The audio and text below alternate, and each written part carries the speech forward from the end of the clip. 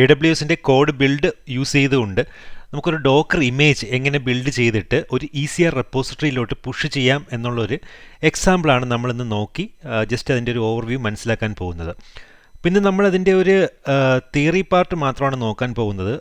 കാരണം ഇത് കുറച്ചുകൂടെ നമ്മൾ എക്സാമ്പിൾസ് ചെയ്ത് വരുമ്പോൾ മാത്രമേ നിങ്ങൾക്ക് കറക്റ്റായിട്ട് അതിൻ്റെ ഒരു ഐഡിയ കിട്ടുകയുള്ളൂ. അപ്പോൾ ജസ്റ്റ് ഇന്നൊരു ബ്രീഫായിട്ട് ഇതിൻ്റെ AWSൻ്റെ മാനുവലിൽ കൊടുത്തിരിക്കുന്ന എക്സാമ്പിൾസിൽ ഏറ്റവും ഇമ്പോർട്ടൻ്റ് ആയിട്ടുള്ളൊരു എക്സാമ്പിളാണിത്. ഈ ഡോക്കർ ഇമേജ് എങ്ങനെ ബിൽഡ് ചെയ്തിട്ട് ഒരു ECR റെപ്പോസിറ്ററീസിലോട്ട് പുഷ് ചെയ്യും എന്നുള്ളത്. അപ്പോൾ ഇത് എക്സാം പോയിൻ്റ് ഓഫ് വ്യൂവിൽ നോക്കുകയാണെങ്കിൽ ചിലപ്പോൾ ക്വസ്റ്റ്യൻസ് കിട്ടാനുള്ള ഒരു ഏരിയയാണ് ഈ ഒരു എക്സാമ്പിളിൽ നിന്നുകൊണ്ട്.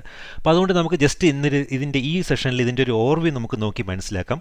അതായത് ഇപ്പോൾ നമ്മൾ ബിൽഡ് സ്പെക്ക് ഫയലിനെ കുറിച്ചാണ് നമ്മൾ പഠിച്ചുകൊണ്ടിരിക്കുന്നത്. അപ്പോൾ ബിൽഡ് സ്പെക്ക് ഫയൽ ഉപയോഗിച്ചിട്ട് നമുക്ക് എങ്ങനെ ഒരു ഡോക്കർ ഇമേജ് ബിൽഡ് ചെയ്തിട്ട് പുഷ് ചെയ്യാം ECR റെപ്പോസിറ്ററി. ഇപ്പോൾ ECR എന്ന് പറയുമ്പം നമ്മളതിനെക്കുറിച്ച് കൂടുതൽ പഠിച്ചില്ല. ECR റെപ്പോസിറ്ററി കണ്ടെയ്നർ രജിസ്ട്രിയാണ്. നമുക്ക് ഇപ്പം കോഡ് കമ്മിറ്റൊക്കെ പോലെ നമുക്കൊരു രജിസ്ട്രിയാണത്.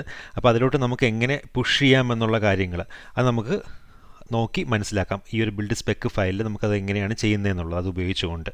അപ്പോൾ നമുക്ക് ആ ഒരു സെഷനിലോട്ട് കിടക്കാം ഇന്ന്. അപ്പോൾ ലാസ്റ്റ് സെഷനിൽ നമ്മൾ ഓൾറെഡി എക്സാമ്പിൾസ് കണ്ടു കഴിഞ്ഞു, എങ്ങനെയാണ് ഒരു കോഡ് ബിൽഡ് പ്രോജക്റ്റ് ക്രിയേറ്റ് ചെയ്യുന്നതെന്നും ബിൽഡ് ചെയ്യുന്നതെന്നും ഉള്ളതെല്ലാം. അപ്പോൾ നമ്മുടെ ബിൽഡ് സ്പെക്ക് ഫയൽ ഓൾറെഡി നിങ്ങളിത് കണ്ടു കഴിഞ്ഞു. അതായത് നമ്മുടെ കോഡ് കമ്മിറ്റിലാണ് നമ്മുടെ സോഴ്സ് കോഡ് കിടക്കുന്നത്. ആ സോഴ്സ് കോഡിൻ്റെ കൂടെ തന്നെ അതേ റൂട്ടിൽ തന്നെയാണ് നമ്മുടെ ബിൽഡ് സ്പെക്ക് ഫയലും സിറ്റുവേറ്റ് ചെയ്തിരിക്കുന്നത്. ഓക്കെ, അപ്പോൾ നമ്മൾ ലാസ്റ്റ് എക്സാമ്പിൾ ചെയ്തത് നമുക്ക് എങ്ങനെ ഒരു ബിൽഡ് ഫെയിലാക്കാം എന്നുള്ള കാര്യങ്ങളൊക്കെ നമ്മൾ നോക്കി. അപ്പോൾ നമ്മൾ ആ ചെക്കിംഗ് വരുന്നത്, അതായത് ബിൽഡ് സെക്ഷനിലാണ് നമ്മൾ ചെക്കിംഗ് കൊടുക്കുന്ന കമാൻഡ്സ് നമ്മൾ കൊടുത്തത്. അപ്പോൾ ഒരു എക്സാമ്പിളിന് വേണ്ടി നമ്മളൊരു ഗ്രep കമാൻഡാണ് കൊടുത്തത്. അപ്പോൾ grep ഉപയോഗിച്ച് ഒരു രണ്ട് വേർഡ്സ് ഇപ്പോൾ നമ്മൾ സെർച്ച് ചെയ്തു. അപ്പോൾ അത് കറക്റ്റായിട്ട് ഉണ്ടെന്ന് ആ ഒരു ഇൻഡെക്സ് ഫയലിൽ ഉണ്ടെങ്കിൽ നമ്മളത് സക്സസ്ഫുള്ളി റിട്ടേൺ ചെയ്യും, അല്ലെങ്കിൽ നമുക്ക് ആ ബിൽഡ് ഫെയിൽ ആവും. അപ്പോൾ നമ്മൾ ആ ഒരു എക്സാമ്പിളാണ് കഴിഞ്ഞ ലാസ്റ്റ് സെഷനിൽ നോക്കി മനസ്സിലാക്കിയത്. അപ്പോൾ അതുകൊണ്ട് തന്നെ ലാസ്റ്റ് സെഷനിൽ അത് ഫെയിലായി. നമ്മൾ ആ ഒരു വേർഡ് നമ്മൾ ഡിലീറ്റ് ചെയ്തിട്ടാണ് ആ ഒരു എക്സാമ്പിൾ നമ്മൾ റൺ ചെയ്ത് നോക്കിയത്. ആ ബിൽഡ് റൺ ചെയ്തപ്പോൾ അത് ഫെയിൽ ആവുകയും ചെയ്തു നാച്ചുറലി. അപ്പോൾ നിങ്ങൾക്ക് ആ ഒരു സിനാരിയോ മനസ്സിലായി അതെങ്ങനെയാണ് ഫെയിൽ ആവുന്നതെന്ന്. അപ്പോൾ നമുക്ക് ഇവിടെ ബിൽഡ് ഡീറ്റെയിൽസ് എല്ലാം നോക്കിക്കഴിഞ്ഞാലും നമുക്കിതിൻ്റെ ഹിസ്റ്ററി നോക്കിക്കഴിഞ്ഞാലും എല്ലാം നമുക്ക് അതിൻ്റെ ഒരു ഐഡിയ കിട്ടും. നമുക്ക് ആ ഒരു ബിൽഡ് എടുത്തിട്ട് നമുക്ക് ആ ഒരു ഫേസ് ഡീറ്റെയിൽസ് നമ്മൾ കഴിഞ്ഞ ലാസ്റ്റ് സെഷനിൽ നോക്കിയിട്ടുണ്ടായിരുന്നു. അപ്പോൾ അതിന് ഡിഫറെൻറ്റ് ഫേസസ്, ആ ഒരു ബിൽഡ് പ്രോജക്റ്റ് സ്റ്റാർട്ട് ചെയ്തു എൻഡ് ആവുന്നത് വരെയുള്ള ഏതൊക്കെ ഫേസസിൽ കൂടെയാണ് അത് കടന്നു പോയിരിക്കുന്നത് എന്നുള്ള ഒരു ഐഡിയ നിങ്ങൾക്ക് കിട്ടും. അപ്പോൾ അതായത് നമുക്ക് കഴിഞ്ഞ സെഷൻ ഫെയിലായപ്പോൾ നമുക്ക് ബിൽഡിൻ്റെ അവിടെ വെച്ചിട്ടാണ് അത് ഫെയിലായത്. കാരണം ആ ഒരു grep കമാൻഡ് അവിടെ സാറ്റിസ്ഫൈ ചെയ്തില്ല. നമ്മൾ ആ ഒരു വേർഡ് അവിടെ നിന്ന് ചേഞ്ച് ചെയ്തായിരുന്നു ഇൻഡെക്സിൽ നിന്ന്. അപ്പോൾ അവിടെ വെച്ചിട്ട് അത് ഫെയിലായി. അപ്പോൾ ഇത്രയും സെക്ഷൻസാണ് നമുക്കൊരു ബിൽഡ് പ്രോജക്റ്റ് ക്രിയേറ്റ് ചെയ്യുമ്പോൾ ആ ഒരു പ്രോസസ്സിൽ ടോട്ടലായിട്ട് നടക്കുന്നത്. അപ്പോൾ ഇത്രയും കാര്യങ്ങൾ ഐഡിയ നമ്മൾ കഴിഞ്ഞ സെഷനിൽ നമ്മൾ മനസ്സിലാക്കിയിട്ടുണ്ടായിരുന്നു. അപ്പോൾ കഴിഞ്ഞ സെഷൻസ് കാണാത്തവരത് കണ്ടിട്ട് മാത്രം ഈ ഒരു സെഷനിലേക്ക് വരിക. ഓക്കെ, അപ്പോൾ നമ്മൾ ഇന്ന് ഒന്ന് നോക്കി ഒരു ഓവർവ്യൂ മനസ്സിലാക്കാൻ പോകുന്നത്, ഓൾറെഡി നമ്മൾ അതിൻ്റെ ലിങ്ക് കണ്ടിട്ടുണ്ടായിരുന്നു. അതായത് AWS തന്നെ അതിൻ്റെ ഒരു യൂസർ ഗൈഡ് മാനുവൽ, വളരെ ഡീറ്റെയിൽ ആയിട്ടുള്ള റെഫറൻസ് മാനുവൽ നമുക്കൊരു ഗൈഡ് തന്നിട്ടുണ്ട്. ഈ കോഡ് ബിൽഡിൻ്റെ ബിൽഡ് സ്പെക്ക് ഫയലൊക്കെ നമുക്ക് എങ്ങനെ എഴുതി ഉണ്ടാക്കാം എന്നുള്ളത് റെഫറൻസ് നമുക്ക് തന്നിട്ടുണ്ട്. ഒരുപാട് എക്സാമ്പിൾസ് അതിൽ കാണിച്ചിട്ടുണ്ട്. അപ്പോൾ അതിൽ ആ ഒരു മാനുവൽ പേജിൽ നമുക്ക് സാമ്പിൾസ് എന്ന് പറഞ്ഞൊരു സെക്ഷനുണ്ട്. അപ്പോൾ സാമ്പിൾസിൽ ഒത്തിരി സാമ്പിൾസ് കൊടുത്തിട്ടുണ്ട്. അപ്പോൾ ഇതൊക്കെ നിങ്ങൾക്ക് സമയം കിട്ടുന്നതനുസരിച്ച് ഓരോന്നും നോക്കി വായിച്ച് മനസ്സിലാക്കി കഴിഞ്ഞാൽ ഓരോന്നിനെക്കുറിച്ച് ഒരു ഐഡിയ നിങ്ങൾക്ക് കിട്ടും. അപ്പോൾ ഇതിൽ നമുക്ക് ഇന്ന് മോസ്റ്റ് ഇമ്പോർട്ടൻ്റ് ആയിട്ടുള്ള ഒരു സിമ്പിൾ എക്സാമ്പിൾ ഉണ്ട്, ഒരു ഡോക്കർ സാമ്പിൾ എന്നും പറഞ്ഞിട്ട്. അപ്പോൾ അത് എടുക്കുക നിങ്ങൾ. അത് എടുത്തിട്ട് അപ്പോൾ ഇതിൽ പറഞ്ഞിരിക്കുന്നത് ഒരു ഡോക്കർ ഇമേജ് നമുക്ക് എങ്ങനെ ബിൽഡ് ചെയ്യാമെന്നും അങ്ങനെ ബിൽഡ് ചെയ്ത ഒരു ഡോക്കർ ഇമേജ് നമുക്ക് എങ്ങനെ ECR ഒരു റെപ്പോസിറ്ററിയിലോട്ട് എങ്ങനെ നമുക്ക് പുഷ് ചെയ്യാമെന്നുള്ള കാര്യങ്ങളാണ് നമ്മൾ ഈ ഒരു എക്സാമ്പിളിൽ പറഞ്ഞിരിക്കുന്നത്. അപ്പോൾ നമുക്കത് എങ്ങനെയാണ് ആ ഒരു ബിൽഡ് സ്പെക്ക് ഫയലിൽ അത് എഴുതിയിരിക്കുന്നതെന്ന് നമുക്ക് നോക്കി ഒന്ന് മനസ്സിലാക്കാം. അപ്പോൾ ആ ഒരു ഇലാസ്റ്റിക് കണ്ടെയ്നർ രജിസ്ട്രിയിൽ ആമസോണിൻ്റെ ECRലോട്ട് അത് എങ്ങനെ പുഷ് ചെയ്യും, ഒരു ബിൽഡ് ചെയ്ത ശേഷമുള്ള ഡോക്കർ ഇമേജ് എങ്ങനെ പുഷ് ചെയ്യും എന്നുള്ള കാര്യങ്ങളാണ് ഈ ഒരു എക്സാമ്പിളിൽ പറഞ്ഞിരിക്കുന്നത്. അപ്പോൾ നമുക്കിതിൽ ആക്ച്വലി നമ്മൾ ഈ ഒരു നമുക്ക് ഡെമോ സെഷൻസ് ഇത് കഴിഞ്ഞ് വരുമ്പോൾ കുറച്ച് ഇതിൻ്റെയൊക്കെ ഒരു ഐഡിയ കിട്ടിക്കഴിഞ്ഞാൽ നമുക്ക് അതിൻ്റെ ഒരു പ്രാക്ടിക്കൽ കാണിച്ചാൽ മാത്രമേ നിങ്ങൾക്ക് മനസ്സിലാവുള്ളൂ. അപ്പോൾ അതുകൊണ്ടാണ് ആദ്യം കുറച്ച് അതിൻ്റെ ഓവർവ്യൂസ് ഇങ്ങനെ പറഞ്ഞു പോയിട്ട് പിന്നീട് നമുക്ക് ഇനി വരുന്ന സെഷൻസിൽ അതിൻ്റെ ഒരു പ്രാക്ടിക്കൽ ലാബ് ചെയ്ത് നിങ്ങൾക്ക് മനസ്സിലാക്കി തരാം. അപ്പോൾ നിങ്ങൾക്ക് വളരെ കറക്റ്റായിട്ട് അത് മനസ്സിലാവും. ഇപ്പോൾ ജസ്റ്റ് ഒരു ഓവർവ്യൂ മാത്രം നിങ്ങൾക്ക് ഇതിൽ മനസ്സിലാക്കിയാൽ മതി. അപ്പോൾ അതിൽ കൂടുതലായിട്ട് മനസ്സിലായില്ല എന്ന് വിചാരിച്ച് നിങ്ങൾ കൺഫ്യൂസ്ഡ് ആവേണ്ട ആവശ്യമില്ല. ഓക്കെ, അപ്പോൾ ഇത് നമുക്ക് ഈ ഒരു സെക്ഷൻ നമുക്കിപ്പോൾ ചെയ്യുന്നതിന് മുമ്പായിട്ട് നമുക്ക് ഓൾറെഡി നമുക്കൊരു ECR റെപ്പോസിറ്ററി വേണം.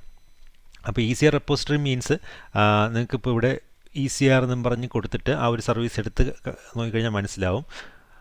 എല്ലാ ആമസോണിൻ്റെ കണ്ടെയ്നർ രജിസ്ട്രിയാണത്. അപ്പോൾ നമുക്കിപ്പോൾ രജിസ്ട്രീസ് ഒന്നും ഇല്ല, അതുകൊണ്ടാണ് ഇങ്ങനെ കാണിക്കുന്നത് പുതിയൊന്ന് ക്രിയേറ്റ് ചെയ്യാൻ വേണ്ടിയിട്ട്.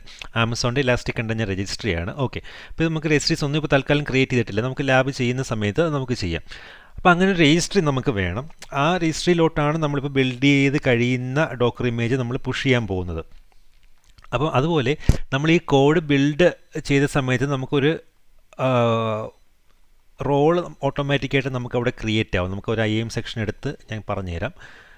നമ്മൾ കഴിഞ്ഞ സെഷനിലൊക്കെ നമ്മൾ ചെയ്ത പോലെ ഒരു ബിൽഡ് പ്രോജക്റ്റ് ചെയ്യുന്ന സമയത്ത് ഒരു കോഡ് ബിൽഡിന് ഒരു കറസ്പോണ്ടിങ് ആയിട്ടൊരു റോൾ നമുക്ക് അവിടെ ക്രിയേറ്റ് ആയി കിട്ടും. നമുക്ക് AWSൻ്റെ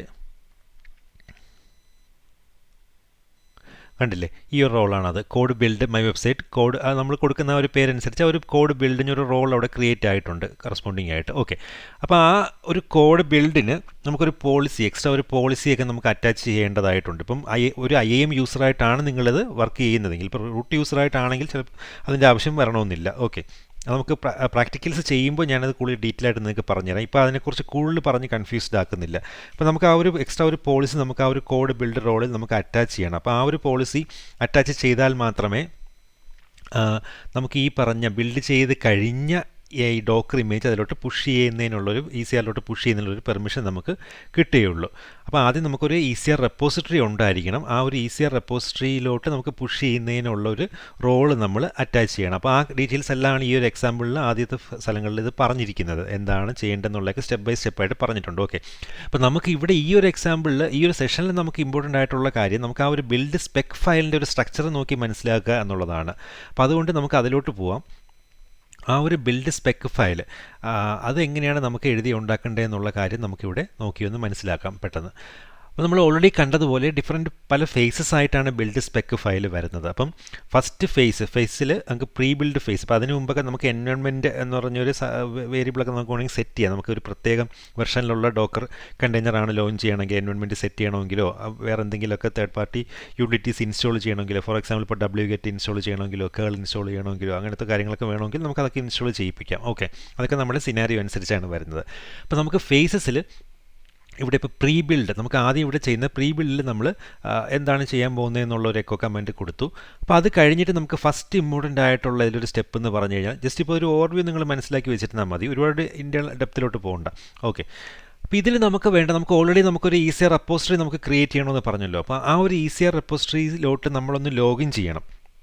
അപ്പോൾ ആ ഒരു ലോഗിൻ എന്നാൽ മാത്രമേ നമുക്ക് പിന്നീട് ഇവിടെ ബിൽഡ് ചെയ്ത് കഴിയുമ്പോൾ ആ ഒരു ഡോക്കർ ഇമേജ് അതിലോട്ട് പുഷ് ചെയ്യാൻ പറ്റുള്ളൂ. ആ ഒരു ഓതൻറ്റിക്കേഷൻ നമ്മൾ ആദ്യം ഓതൻറ്റിക്കേറ്റ് ചെയ്ത് വെക്കണം ലോഗിൻ ചെയ്ത്. അപ്പോൾ അതിനുള്ള ഒരു കമാൻഡ് ലൈനാണ് ഈ കൊടുത്തിരിക്കുന്നത്. AWSൻ്റെ കമാൻഡ് ലൈനാണ് ഇവിടെ കൊടുത്തിരിക്കുന്നത്. ECR get login password.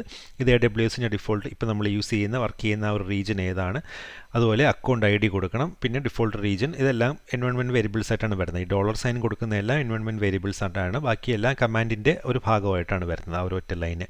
അപ്പോൾ ഈ കമാൻഡ് നമുക്ക് ഒരു ECR റെപ്പോസിറ്ററി ക്രിയേറ്റ് ചെയ്ത് കഴിയുമ്പോൾ നമുക്ക് അവിടെ നിന്ന് കിട്ടും ആ ഒരു ഇവിടെ കൊടുക്കേണ്ട കമാൻഡ് ലൈൻ. അത് നമുക്ക് ലാബ് ചെയ്യുമ്പോൾ നമുക്ക് കറക്റ്റായിട്ട് മനസ്സിലാവും. ഓക്കെ, അപ്പോൾ ആദ്യത്തെ സ്റ്റെപ്പ് എന്തായിരുന്നാലും നമ്മൾ പ്രീ ബിൽഡിൽ കൊടുക്കുന്നത് നമ്മൾ ആ ഒരു ECR റെപ്പോസിറ്ററിയിലോട്ട് ലോഗിൻ ചെയ്യേണ്ട, ഓതൻറ്റിക്കേറ്റ് ചെയ്യേണ്ട ഒരു കമാൻഡ് ലൈനാണ് ഇവിടെ കൊടുക്കുന്നത്.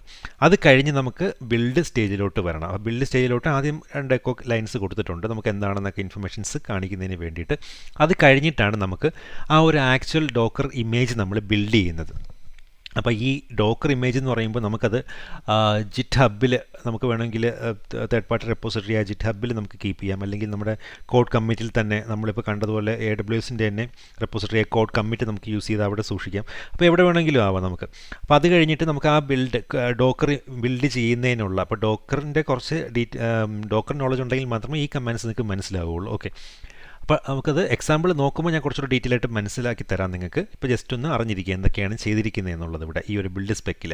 അപ്പോൾ അത് കഴിഞ്ഞ് നമുക്ക് സെക്ഷൻ എന്ന് പറഞ്ഞാൽ ആ ഒരു ഡോക്കർ ഇമേജ് ബിൽഡ് ചെയ്യുക എന്നുള്ളതാണ്. അപ്പോൾ അതിനുള്ള കമാൻഡാണ് ഡോക്കർ ബിൽഡ് എന്ന് പറഞ്ഞ് -t കൊടുത്ത് ആ ഒരു ഇമേജ് നെയിം കൊടുത്തു, എന്നിട്ട് അതിൻ്റെ ടാഗ് കൊടുക്കണം നമുക്ക് ബിൽഡ് ചെയ്യുന്ന സമയത്ത്. അത് അതിൻ്റെ സ്ട്രക്ചറിലുള്ളതാണ്, ആ ഒരു സിൻടാക്സിലുള്ളത്.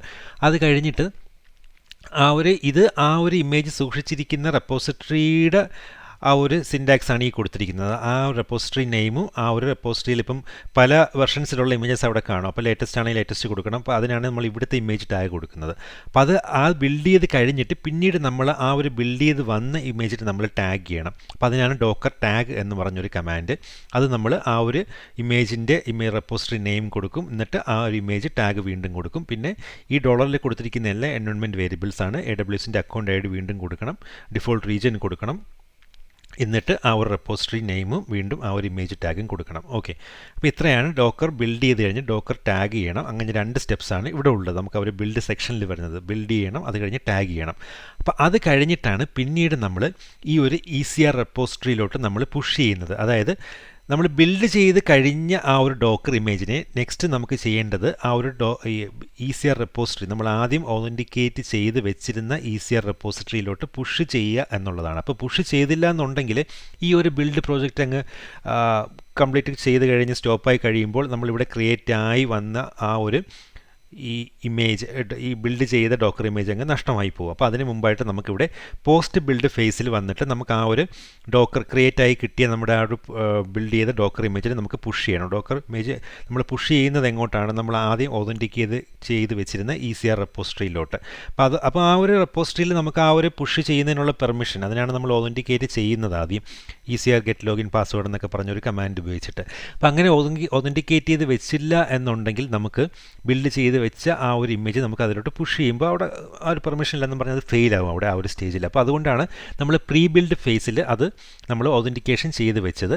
അത് കഴിഞ്ഞ് നമ്മൾ ഡോക്കർ ഇമേജ് ബിൽഡ് ചെയ്തെടുത്തു. ആ ബിൽഡ് ചെയ്തെടുത്ത് കിട്ടിയ ഡോക്കർ ഇമേജിനെ നമ്മൾ ലാസ്റ്റ് പോസ്റ്റ് ബിൽഡ് ഫേസിൽ നമ്മൾ ആ ഒരു ആർട്ടിഫാക്റ്റിനെ നമ്മൾ പുഷ് ചെയ്തു ഈ ഒരു ECR റെപ്പോസിറ്ററിയിലോട്ട്. അപ്പോൾ ഇത്രയും ചെറിയ കാര്യങ്ങൾ, വളരെ ചെറിയ ഒരു ബിൽഡ് സ്പെക് ഫയലാണിത്. അപ്പോൾ ജസ്റ്റ് ഇതിൻ്റെ ഒരു ഐഡിയ, നമുക്ക് ഇങ്ങനെ ഒരു ഡോക്കർ ഇമേജിനെ ബിൽഡ് ചെയ്തിട്ട് നമുക്ക് എങ്ങനെ ഒരു ECR റെപ്പോസിറ്ററിയിലോട്ട് പുഷ് ചെയ്യാം എന്നുള്ള ഒരു ഐഡിയ നമുക്ക് ഈ ഒരു ബിൽഡ് സ്പെക്കിൽ അത് ഉപയോഗിച്ച് ബിൽഡ് സ്പെക്കിൽ നമ്മൾ എഴുതി ഉണ്ടാക്കുകയാണെങ്കിൽ എന്തൊക്കെ സ്റ്റേജസ് ആണ് വേണ്ടത് എന്നൊന്ന് നിങ്ങളെ മനസ്സിലാക്കി തരുന്നതിന് വേണ്ടിയിട്ട് മാത്രമാണ് ഈ ഒരു എക്സാമ്പിൾ നിങ്ങളെ കാണിച്ചു തരുന്നത്.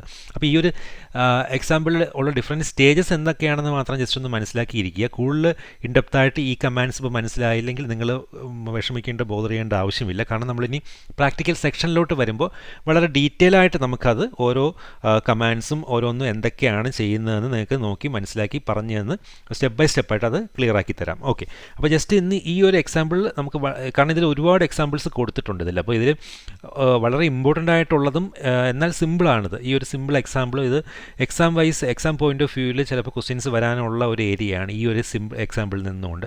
അപ്പോൾ അതുകൊണ്ടാണ് നമ്മൾ ഇനി പ്രാക്ടിക്കൽസിലോട്ട് പോകുന്നതിനൊക്കെ മുമ്പായിട്ട് ഈ ഒരു എക്സാമ്പിൾ നിങ്ങൾക്കൊന്ന് ജസ്റ്റ് ഒന്ന് ബ്രീഫായിട്ട് എക്സ്പ്ലെയിൻ ചെയ്ത് തന്നത്.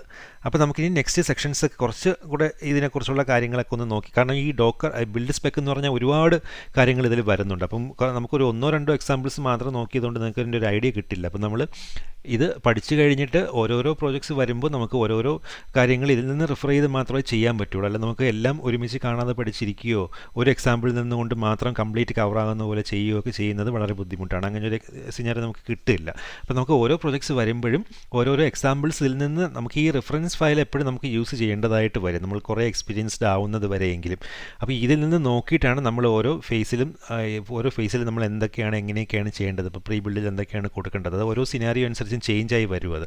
അപ്പോൾ അതിനൊരു കുറച്ചൊന്ന് എക്സ്പീരിയൻസ് ആവുന്നത് വരെ നിങ്ങൾക്ക് എപ്പോഴും ഒരു റെഫറൻസ് ഫയൽ യൂസ് ചെയ്യണം. അപ്പോൾ അങ്ങനെ ഈ റെഫറൻസ് ഫയൽ എങ്ങനെ യൂസ് ചെയ്യാമെന്നുള്ള കാര്യം നിങ്ങളെ ഒന്ന് പഠിപ്പിക്കുക എന്നുള്ളതാണ് ഈ ഞാനിപ്പോൾ പറഞ്ഞുകൊണ്ടിരിക്കുന്ന കുറച്ച് സെഷൻസിൻ്റെ ഒരു ഉദ്ദേശം. അപ്പോൾ കുറച്ചും കൂടെ ഒന്ന് ഐഡിയ കിട്ടിക്കഴിഞ്ഞിട്ട് നമുക്ക് ഇത് ഉപയോഗിച്ചിട്ടുള്ള പ്രാക്ടിക്കൽ സെക്ഷൻസിലോട്ട് കിടക്കാം. ചെറിയ ചെറിയ സിനാരിയോസ് നിങ്ങൾക്ക് പറഞ്ഞ് മനസ്സിലാക്കി തരാം. അപ്പോൾ കൂടുതലായിട്ട് നിങ്ങൾക്ക് ഇപ്പോൾ ഈ ഒരു പറഞ്ഞ എക്സാമ്പിൾസ് എല്ലാം നമുക്ക് ചെയ്ത് നോക്കുമ്പോൾ ക്ലിയർ ആയിട്ടൊരു ഐഡിയ കിട്ടും. അപ്പോൾ നമുക്ക് നെക്സ്റ്റ് സെക്ഷനിലോട്ട് പോകാം ഇനി.